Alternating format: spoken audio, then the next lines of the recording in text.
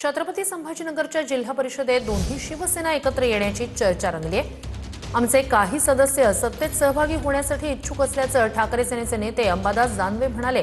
मात्र याबाबत काही निर्णय अजून झाला नसल्याचं देखील दानवे यांनी म्हटलंय। सत्ताधारी भाजप शिवसेनेकडे समांतर संख्याबळ असल्यानं अध्यक्षपदावरून पेच निर्माण झालाय।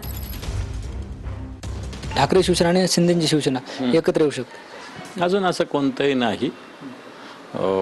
सदस्यांचं मत आहे की कुठेतरी सत्तेमध्ये सहभागी व्हावं, परंतु याच्याविषयी कोणताही निर्णय झालेला नाही एवढं सत्य आहे। ज्या पद्धतीने आपण म्हणतात सदस्याचं मत आहे आणि सत्ताधारी शिवसेनेत सुद्धा दोन गट पडले, त्यामुळे याला जे आहे ते उद्या हे सदस्याचं मत जे आहे ते याच्यावर म्हणजे खरं होईल।